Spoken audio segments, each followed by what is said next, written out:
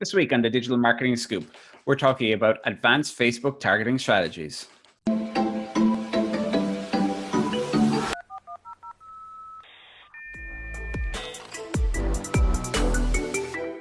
Hey everyone, welcome to this week's episode of the Digital Marketing Scoop.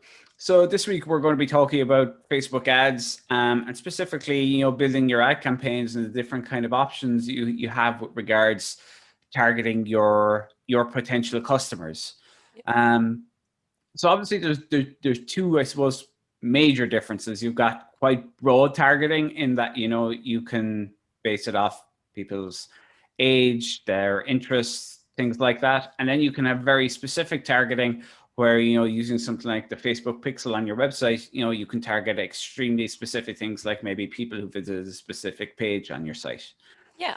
So people who are familiar with your business and then people who are unfamiliar with the business, basically. Yeah. Yeah, absolutely. Yeah, it's a good way of putting it. So I suppose if we're looking at the people who are, we'll say you want to reach a broader audience initially. You want to get new customers. You want to get new customers.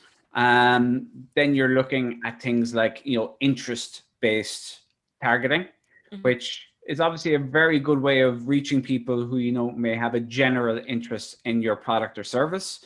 And it's a good way of getting in front of them initially, maybe like that first step on the sales funnel, maybe being introduced to your content, introduced to your brand. Yeah, definitely like a brand awareness strategy for these kind of audiences. So saved audiences would be brilliant for this type of thing, where you just focus in on, people who like, I don't know, makeup or who are interested in furniture or something like that. And then you can go broad or you can go very niche with the age and the gender. So say makeup, you want to just target women of a specific age. Maybe it's like, kind of more fun, funky, crazy makeup, or else it's like, those eye creams for maybe the older types of ladies. So it depends. So you can get very niche or you can do it a bit broader depending on what your strategy is for this campaign. Absolutely. Yeah, it's a great way to reach a broader audience. And it's a great way to be able to down the line further refine. So like you said there, if you have that makeup product that fits, women aged 18 to 30, whatever it might be, and maybe there's 10 products in that range, then if they happen to visit one of those specific ones, that on that next step, then they're already familiar with your business. You could then start putting content in front of them around that particular product because like they've been on that page. Exactly. Or especially if people are unfamiliar with your brand as well, it's a good time then. Okay, they have an interest in this product, they haven't purchased it yet. Maybe they need to know about your customer support. Might be a good time to get that type of content in front of them. Customer testimonials, after sales care, all this type of content that's going to really give them confidence in your brand. So it's all well and good to make people aware of your brand, but you have to try and establish yourself as the expert, establish confidence with the user with your content as well. So obviously seeing the brand is very important, but it's the content you put in front of them that's going to give them the confidence to choose your brand. Yeah, definitely. And I mean, depending on the age category, some people are very untrusting of websites. So you need to make sure to portray that you're a very trustworthy brand for them to even click. So it's all about showing that, you're the expert, you're trustworthy, you can trust us. We're here if you need us, like the person in the video is who you can call if you have a problem as well, that kind of way, instead of just like an answering machine. Absolutely. No, it is. It is so important if you're a new brand and people don't know you. Like it's all well and good. You're scrolling through Facebook or Instagram and a product comes up in front of you, and then you go in, you look at that product, but it's a website you've never seen before. It's a brand you've never heard of before. So you really do have to instill that confidence, and that's where retargeting the person with not just sales content, but content that's going to give them the confidence to choose your business. Customer testimonials are a really good way.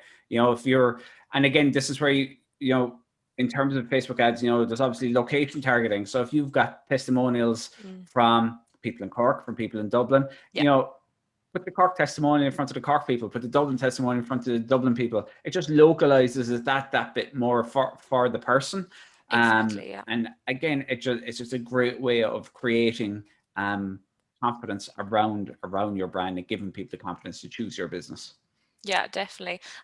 There's just so many things you can use with saved audiences that feel maybe people don't know about. So, you could target people who are recently engaged or have children, depending on, obviously your brand. But there's really particular things that you can target, not just like, age and gender and location done. There's way more things that you can use in there. Like, if they like certain business pages or something like that, if they're interested in all these types of car pages, that hero cars and all these kind of maybe what am I trying to say, historic cars, what's that word, like Classic classic, cars. yeah. So like you could be targeting them then if they like all these cars, they might like your types of cars. So it's just getting, just using all of the features in saved audiences there is really good. So it is important to take a step back before you do launch a Facebook, ad strategy, and think, especially on that broad level initially, who are your typical customers? Yeah. And, everybody comes back on the broad side, oh, anybody could be our customer. But it's important to start breaking it down into those niches. Like the makeup is a good example. You're going to have different products that fit different people. So, you want to think, okay, with this particular product, what's my audience for that? This particular product, what's my audience for that? And get very specific. Like the last thing you want to be doing is just putting a post out and then pressing boosts everybody, over 18 across all of Ireland. Yeah. That really doesn't do anything for your brand. It's not going to drive sales. You really do want to get specific on it.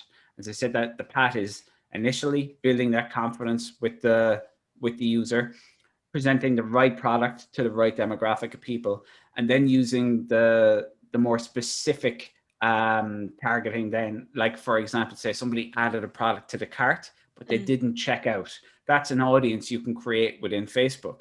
So if somebody's gone through the trouble of seeing your ad, visiting your website, added to product to cart, but then they've fallen at the last hurdle, that's a really good opportunity then to go, okay, maybe they don't have the confidence in my brand. Maybe this person, if they've added products to the cart, they need to now see testimonials. They need to see our after sales service. They need to see our salespeople in action helping a customer.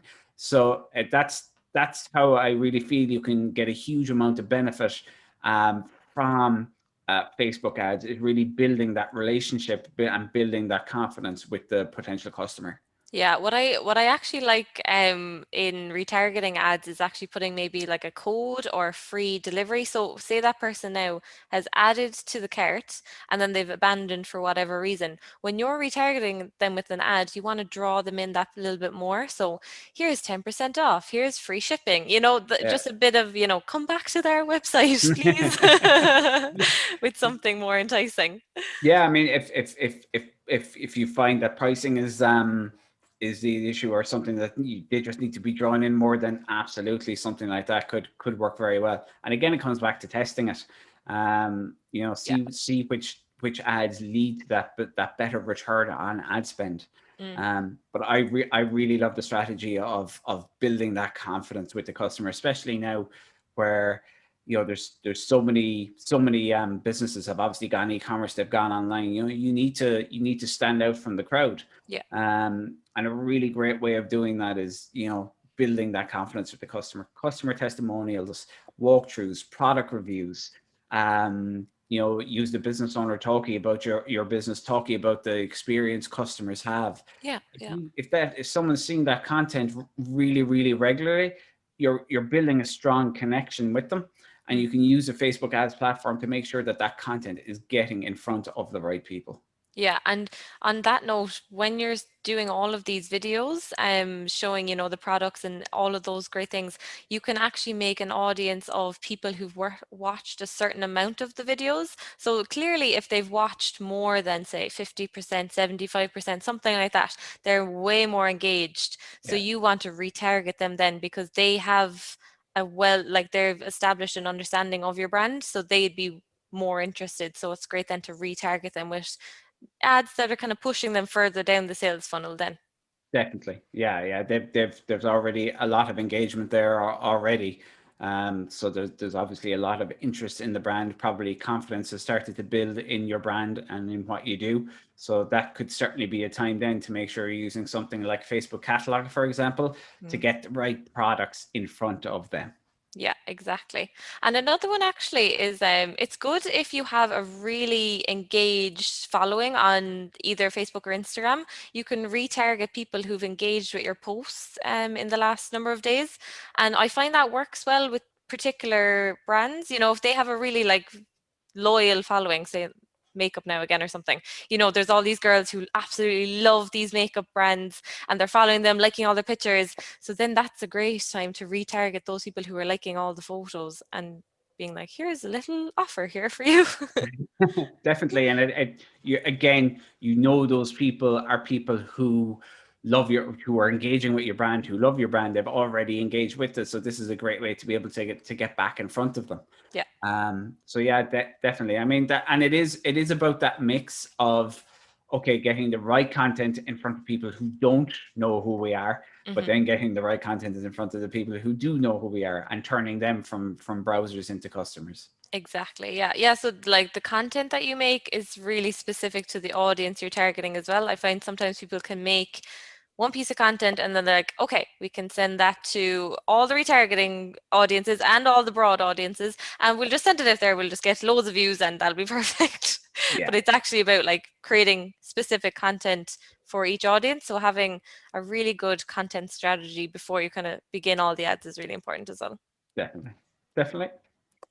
So hope that was helpful in terms of you using Facebook ads. I would definitely say before you dive in, you know, okay, understand your customers, break down your products. Do not be promoting all your products to all the people or all your services to all the people. You need to understand where each product and each service belongs in your targeting strategy, basically. And I would avoid the boost button. You know, if you put a post out on Facebook and you just decide I'm going to boost this out to, you know, a fairly generic audience, I would avoid that. Use a Facebook Ads Manager. Try and get really specific with your audiences. It's worthwhile digging into because you'll get a much better return on your ad spend, and your product and your services and your content will actually be getting in front of the people who have a real interest in what you're offering. Absolutely, yeah. Thanks very much for listening. That's been this week's episode of the Digital Marketing Scoop.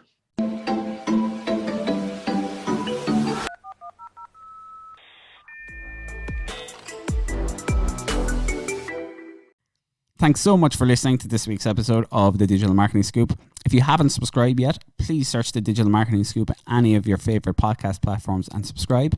And if you'd like to follow us on LinkedIn or Instagram, just search for Click Media and Marketing. That's CLIQ Media and Marketing, and we'd love for you to follow us.